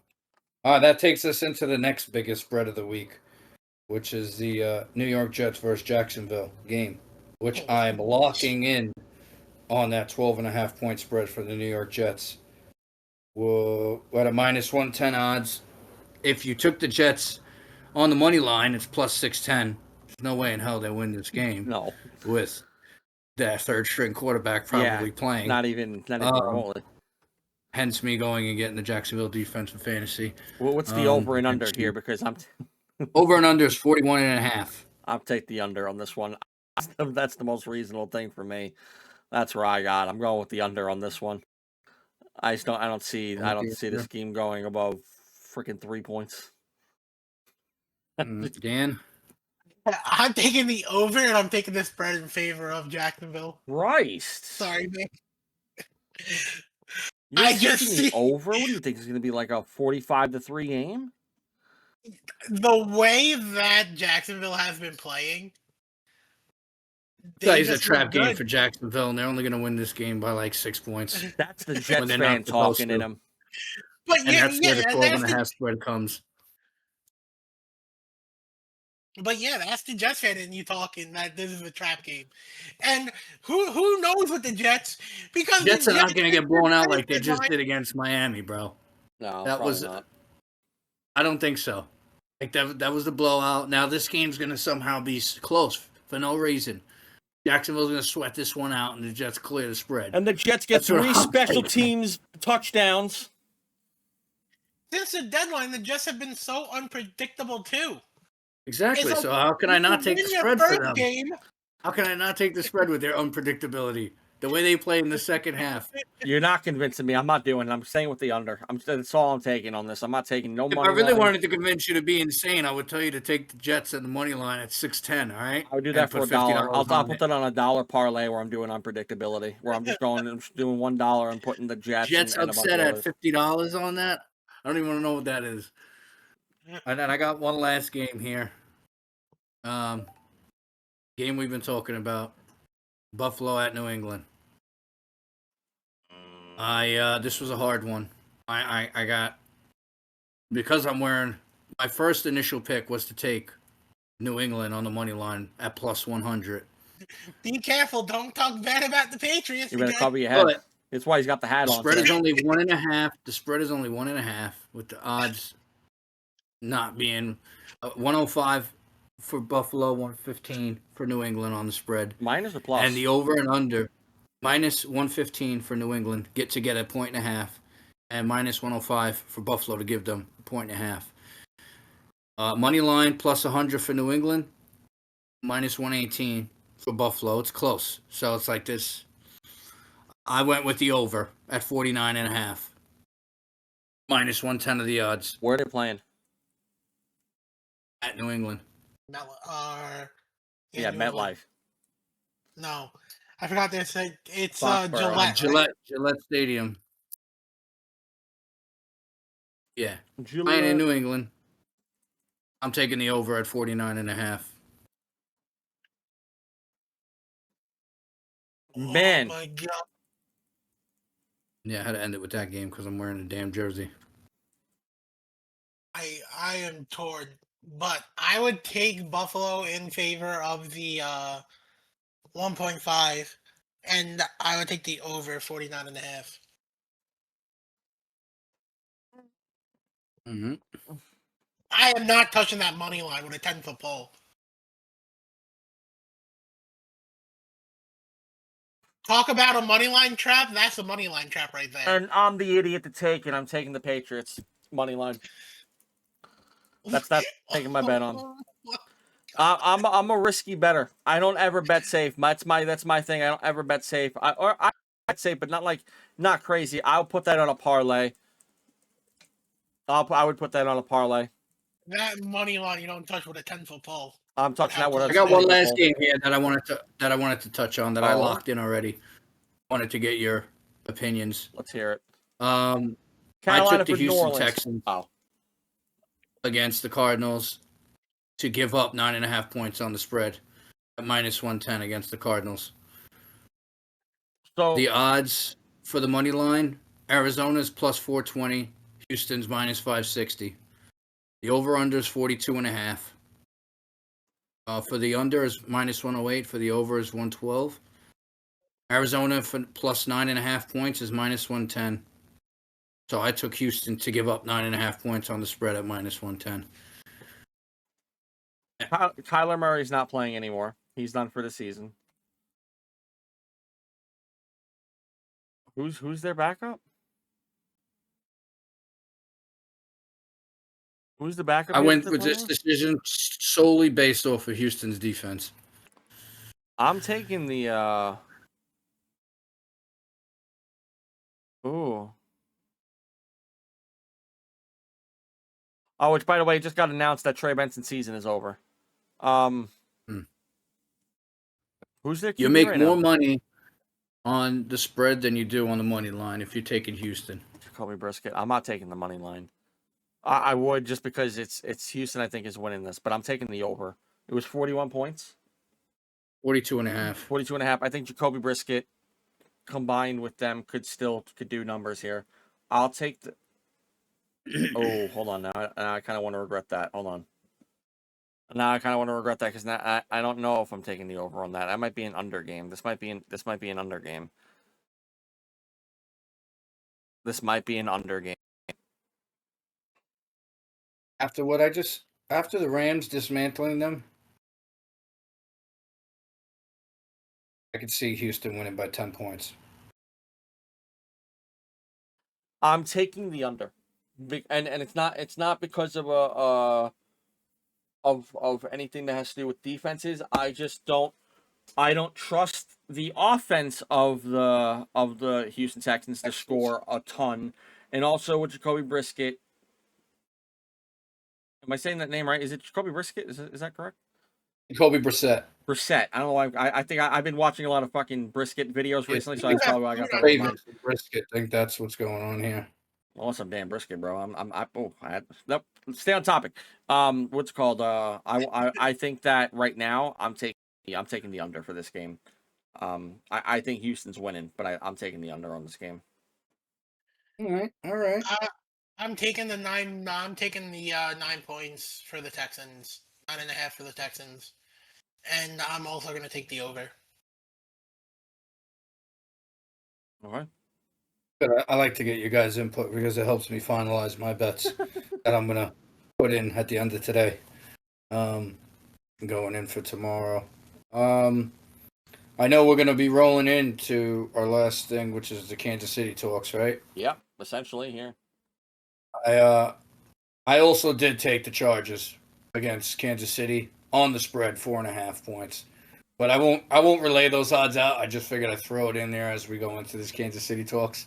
Okay. Because Kansas City, the Chargers are the favorite, and they're not the favorite. They're the underdog in that game, actually. Which brings me to the question here. We have the Kansas City Well, they're playing Chiefs. in Arrowhead, right? Yep. Yeah, we have the Kansas City Chiefs here, who are currently on a 2-game losing streak at 6-7 right now. What's it called? They're in 10th place in the AFC. They're in the 10th place in the AFC. They're 7th place. What's it called? And they're not playing too well at the moment. And the 7th seed at the moment in the playoffs is Houston at 8-5. So they're 2 games back versus the Chargers at the moment in Arrowhead. Herbert is injured with a hand issue. Don't know if he's playing. Has not been decided that he's going to be out. And I think right now we need to talk about what the issue is with this team. Clearly, it's the Chiefs. We're wondering what's going on. Both Super Bowl teams are struggling right now. Yes, even Philly. They're 8-5, but they're struggling. I don't want to hear about how they're 8-5. Their record doesn't mean anything to me. It's about what you've done lately. Right now, what they've done lately is lose 3 straight. Sorry, Eagles fans. Just understand this is where this goes. It doesn't matter what you did in game 1. We're on game 14 now, or game 15 now. So let's kind of focus on what's happening here on this week. But the Chiefs are currently on a 2-game losing streak, 6-7 currently. And Kelsey has not really done much. He's got 727 yards in the season. He is the number 1 receiver on that team. I think a lot of that has to do with the fact that Rashid Rice was not here for the first 6 games, which he's only 200 yards away from. There's 5 touchdowns on the season. What is going on with the Chiefs? What's happening? What's going wrong with them? And do they make the playoffs this year? Or is it too late for them? I think there's always a chance for the Chiefs to make the playoffs. Like, Yep. you look at this team, it's very hard with the experience that they have in the playoffs over the last 5 years. It's very hard to say, oh, can't the Chiefs make the playoffs? It's like, that can't. It's very hard. It's like going back to the time of the Patriots. It's like, even when you knew the Patriots were struggling, you knew that at some point Tom Brady and Bill Belichick was going to get that team in shape to make the playoffs. When did they ever struggle? Continue with your point. I need to know, when the hell did the Patriots ever struggle? They had some seasons outside that 18-1 or whatever it was. They did struggle, the Patriots. When did they ever struggle? Because we have the Jets fan here who's been struggling with his mental health since Tom Brady's been in the league. You're not going to tell me that they struggled ever once in his life. That's independent games. I mean, the Patriots were at the tail end when Tom Brady was choosing to go to if he was going to return or not. They were struggling, the Patriots. They weren't like this all dominant. That was like after 16 years of winning the division. Come on now, outside the 18-1 team, that happened like 8 years prior to that. They were winning every damn league. Okay, and we're talking about the Chiefs here. Over the last 5 years, did we ever come down to a point where they had to where the Chiefs 6-7? It's a hell of a lot different from a 16-season dynasty to a 5-season dynasty. It's a difference there. Oh God, no. But the Patriots did struggle. The Patriots weren't always this like. Yes, they won their divisions and in sometimes clear factions, but they ran into their hurdles at times. That'll be the clip of this episode, is you talking about the Patriots, and I want the new podcast name to be Patriot Haters, and that's what we're just gonna, because you guys are just like wild with your Patriot hating. I'm not even a fan. I'm a Giants fan. This guy got attacked by Jesus, and you're over here saying they struggled with Tom Brady at the helm. Okay, we ended that 17-0 season. But still, how are you going to say they struggled ever? Whatever. we're And already then at 2 a years later, we beat them again. So what we're the fuck? struggling at time already on the podcast. Go with your point. I'm sorry for you interjecting. Go ahead, do your thing. But it's like when you have Patty Mahomes and Kelsey and all these players, and even Chris Jones on defense, you have the experience, and I think that it's going to come down to can they get it together this week and snap back out of that a loss that they had. I think they could beat the Chargers going into Arrowhead. Yeah, And I still think there's hope for them to make the playoffs. yeah, I agree. It's just hard. It's hard to count out Kansas City just because of Mahomes. It definitely don't look like the team they were last year. Them and the Eagles, obviously. And the defense is able to play ball. You know, they're able to contend. I think they're missing some star power on that offense. You know, it's been a very not an explosively offensive season for the Chiefs, and you're seeing it in their record, and you're seeing it in their games where they're just struggling to consistently put up a consistent number of points in the games that they play. Because other than Rashee Rice not being there, it's pretty much just been Kelsey. They've always had Mahomes has always made these plays that kind of make stars out of guys. That little Tom Brady-esque factor in him that he's able to do, and you just haven't seen it much this season. You know, the offensive output that you used to see and all the explosiveness. Like, if they were top 10 plays of the week, Mahomes was usually on a couple of them, like, every week consistently. And it's that's what's been missing. You know, clearly their running game isn't great. I'm sure they would have been sitting a little better if they would have tried to really push and get Brees and get some kind of progressing run game in there. But I do think they'll win at home at Arrowhead. I think they'll bounce back and snap the 2-game skid that they're on. I think they'll be sitting 7-7 on that. 7-7, yeah, if they win this game. And just trying to see what happens around the league to see where that sets them. You know, because they have to play damn near perfect to try and get in there. I got them. I got them winning the game. Like I said, I got the Chargers on the spread though. But yeah, I just don't feel like you're seeing the offense like that. Explosive offense that you see every year, time and time again, especially as we get closer to the playoffs. It's like bigger plays are being made, and guys' names are being made on that Chiefs offense as we get near to the playoffs. These guys that we've never heard of before, like, holy crap, this guy is coming out of woodwork, you know. And it's not the case, you know. It's a little bit more of like a steady pace kind of football team where they gotta sustain drives and score points in that way instead of just chucking up a ball, sidearm 360 Derek Jeter throw, 64 yards down the field, and some nobody catches it and makes a hell of a play, and you're like, oh wow, look at the Chiefs go. You know what I mean? Like, you're not seeing any of that. You're just seeing some regular standard have to win. Forgot the word for it. Not fundamental, but like, they got to find ways to win games as a normal team, not in this fashion that they've been able to do it so well in the past, which is like they win off of these moments in the game, and those moments change the game and the energy, and they're lacking that this whole season. But I think they'll win at home. I think the energy at Arrowhead is going to be electrifying, and it'll give them an edge, and Holmes will come out and find a way to win against the Chargers, even if they don't have Herbert in or whoever is in there. So let's go Chargers on the spread. I got and also when you look at sorry, Pat. You're good. Go on. No, and also when you look at their schedule, they have the Commanders, or not the Commanders, the Chargers, Tennessee, Denver, and Raiders, and they have Denver and the Chargers at home, so they can still clutch this out. I don't know. For me right now, I'm thinking that they're too unreliable on offense. In my eyes, I think that their offense, even though they have the most points in that division in general, I don't like the way they look on offense. Personally, I just think that their offense is too lackluster for me. I'm sorry. I know people are sold on Pacheco. I'm not. I'm not a Pacheco fan personally. And I don't like their receiving core. I'm not a fan of it. I think that a lot of this game has to do with Mahomes being Mahomes. I don't think they have a roster where Mahomes doesn't have to do those 360 Derek Jeter throws in order to get these touchdowns. I think right now what they're playing with is Mahomes has to be the best he can be. In order, like we said, with the first 6 games of this season, that he was going to have to show out. Otherwise, it was going to be in a bad position. They went what in that time, 3-3 in the first 6 games that Rashee Rice was not here, and they had all the injuries they were dealing with. They went, I think, it was 3-3.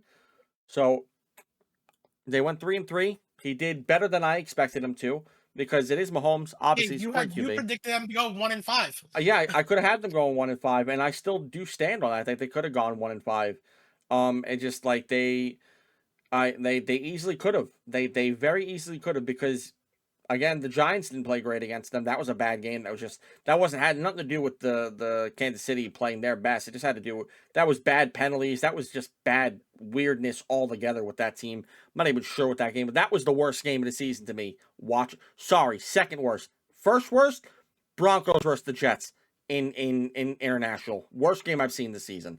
That was Wow, you're so not even going garbage. to talk about the fourth quarter collapse by the Giants against the Broncos? How do I kick him from the call? How do I kick him? Oh, there it is. Block, right? Yeah, ban. Oh, ban. That's better. Well, I don't. That's not the worst game of the year. No, to watch? No, absolutely. The worst one was still that international game. That was such a snooze fest. I was like, this is not football. I didn't even want to watch that game. That was just so terrible. But yeah, no, so I don't really know where I stand. I don't know how I feel about them. But if I'm trying to answer this question as if it was a lightning question, right, for the week. So in my eyes, if I'm looking at this team, bam, no, Kansas City's not making the playoffs. I like if I have to just like rush it right now, they're not making the playoffs. And I just don't know because I see this game as being the deciding factor. This game Sunday to me is the deciding factor. They have to beat Los Angeles. They don't, they're done. Period. They don't. They're not coming back from 6-8. I just don't see it. You have to hope Houston loses and Jacksonville loses. They both don't have hard games this week. I don't see them coming back at this point if they lose this game coming into it. It's just for me it's just not the case. So I don't like their odds this season. I do think that Travis Kelce needed to have a better season this year. He had 1 reception for 8 yards in his last game. That's a big reason as why I feel they lost. Again, their offense is just too inconsistent for me to where this guy had 1 reception for 8 yards. Since the receiving core has come back, he has hardly had any production. Yeah. For me, it's just too little. You need the tight end position, and for me, I do feel like honestly, he might not think so, but I think this is a good year for him to retire. I personally, 700 yards is nothing to scoff at. Don't get me wrong, it's great. But since the receiving core has came back, he hasn't been the person they need to rely on. He hasn't gotten many points in fantasy, which means I know for a fact they're not really doing much with him. And just I don't know. I don't like his. I don't not like. I don't want to sound like a hater. I actually like Travis Kelce. But yeah, I just don't think it's in the cards for Kansas City this year for me. I think this is a year they're going to miss the playoffs. And how crazy would it be if this year in the playoffs we missed out on Lamar Jackson, Joe Burrow, and Patrick Mahomes for the first season since they've all been here, all in the same year, and the only person that would be in it would be Josh Allen, the reigning MVP. Wouldn't that be crazy for the AFC after knowing they were like the juggernauts to me at the beginning of the season? I know. I just don't know if I don't see them. I don't see them winning. I don't see them getting into this playoffs this year. That's just how I feel about it. So that's where I'm at with it. All right, and then what's called final, real quick before we end. I got a little lightning question, which Vic kind of ruined for me. With his betting segment, I probably should have put that 2 and 2 together. My lightning question was going to be this week: are you taking Buffalo or New England? Because that's the game of the week for me. So Buffalo or New England? Who do you guys got? Taking Buffalo. Vic's got the Patriots. I got the Patriots as well. So that's where we're at here. Now, so I got Patriots. Vic's got Bills. Dan's got Bills. If you guys do bet, please bet responsibly. Don't overdo it, and make sure if you are feeling like you are starting to struggle with your betting, make sure you get some help. Thank you guys very much for joining us for the 11th episode of the podcast. We will be back next week. Hope you guys enjoy your sports week, and we'll see you guys next time. Have a good one, guys. Peace.